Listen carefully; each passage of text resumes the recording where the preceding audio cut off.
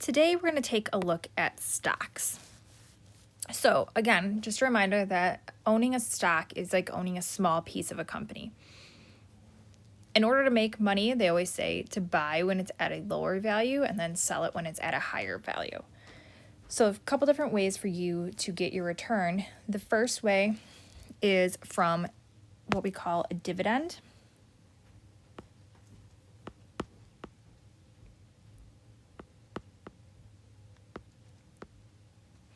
And so a dividend is something that a company might pay out to their shareholders. Not every company will do this, so it's not something that you're necessarily going to count on, but some companies do that. Plus, you're also going to add in the change in the share price.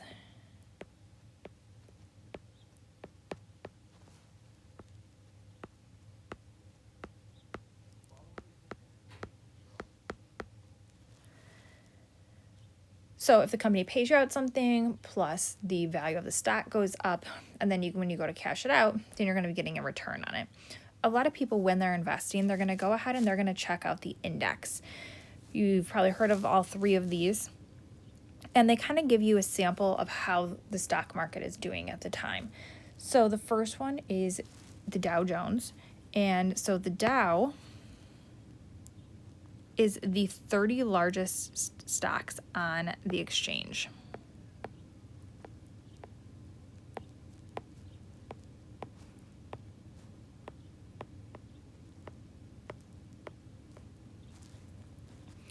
We have the S&P 500, which is made up of, it's an average, a weighted average of 500 stocks.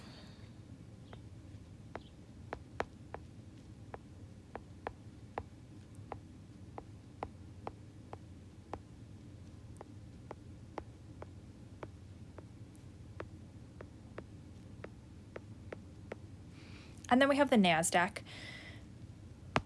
which is made up of 3,000 stocks, but they're mostly tech stocks.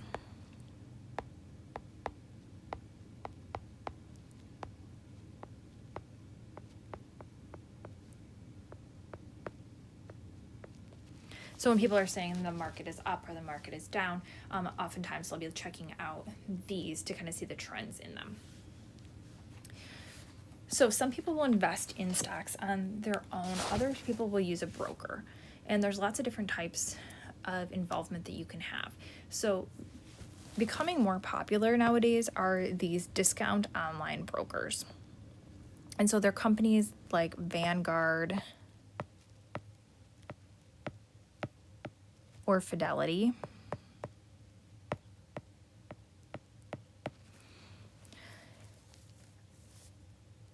With these, you can deposit money online and then you can get stocks from there. With these, they don't really give you any recommendations.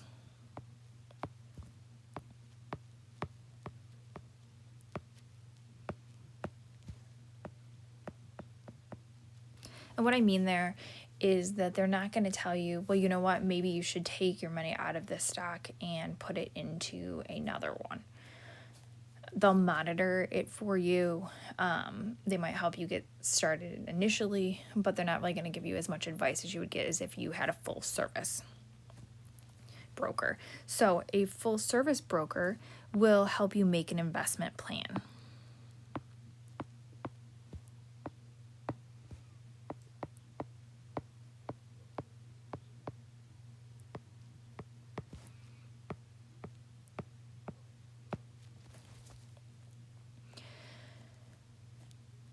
This person, you'll be able to call them, you'll be able to stop in and see them.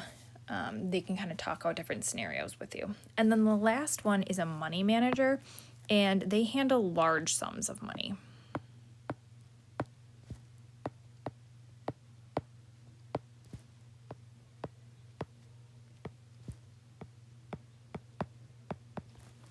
So someone might say, well, why wouldn't I go with a full service broker? It's because you owe your broker a commission. So if you do one of these discount or these online brokers, they often don't take out very much of a commission because they're not offering you all the services that an actual full service or money manager would do. right, we're going to do an example of calculating here. I'm going to go on to the next slide to do this. This chart is a little bit hard to see on here. It is included in your homework though. It's the exact same chart, so you'll be able to kind of take a look at that. The top of it is talking about the commissions that this broker are going to be taking. If you're looking at the different columns in the table, the first column is going to be talking about the highest price paid for the stock. The second price is the lowest price paid, and these are within the last year. So you can kind of see where the stock is at. The third column is obviously what the stock is. The next one is the expected payment per share. And then the next one is the price to earnings ratio. It shows investors how to estimate how profitable a stock will be. The next one is how many shares were traded in hundreds on that day. So, for example, if they said 4,952 stocks were traded on that day, then you would multiply that by 100. So 495,200 stocks would have been traded. And then the second to last column is one that you guys are going to be using for things. So you're going to be using this column. And so this column gives you the final trading price for the day. The last one is any net change from the previous day. So did it go down? Did it go up from the previous day?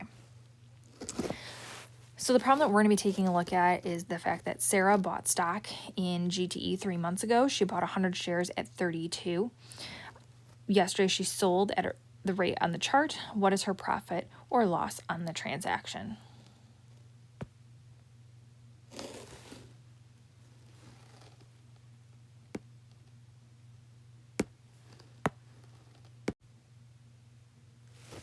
So looking at this, we're going to go ahead and we're going to calculate. So the first thing we want to do is we want to calculate the purchase price.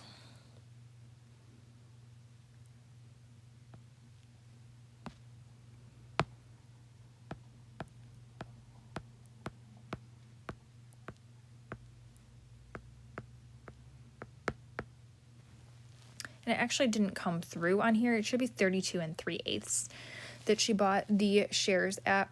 When we're talking about 3/8 of a dollar. So if we're figuring out the purchase price here, I'm going to go ahead and I'm going to do 100 times 32.375. So basically what I did was I took 32 3/8 and I just turned that into a decimal. Okay, so those are the same things there. So when you do this, we know that she is spending $3,237.50. Then the next thing we're going to go ahead and we're going to take a look at is we're going to look at how much she has to pay the broker. So looking at the other chart on there, it says that it's $2 times 3/4%. And so then we're going to multiply the purchase price by that. Something to keep in mind, again, this is 0.75%. So if I wanted to turn that into a decimal, that would be 0.0075 because again, you're moving over your decimal twice. So I know she owes the broker the $2 plus she's also going to owe the broker $24.28. So it's $26.28. And so then the cost that she is spending is the purchase price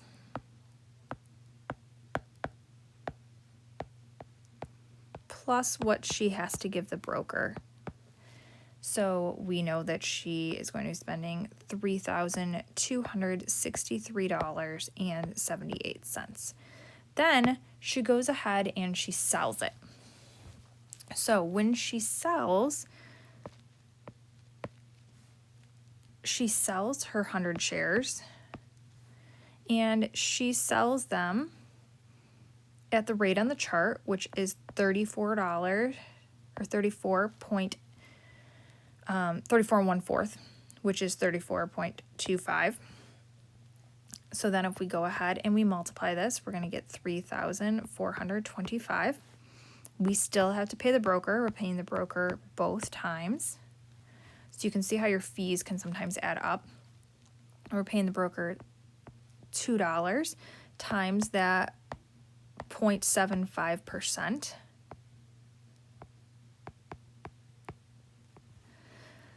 So the broker here is going to get another $25.69 from this. So in total, the broker is going to get $27.69. And then we're going to go ahead and we are going to see if we have a profit. So we're going to take the amount that they sold for. We're going to subtract off the broker fee. And then we're also going to subtract off the cost from the first one. So basically we're using these three numbers. We're using this number, we're using this number, and we're using this one. This one, the last one that I just circled, already has the broker fee in it from the first time and our initial cost. So we can just go ahead and we can subtract that. So if we combine all those things and we subtract them, we're going to end up with $133.96. So that was their profit. Had this number been a negative, then this person would have lost money.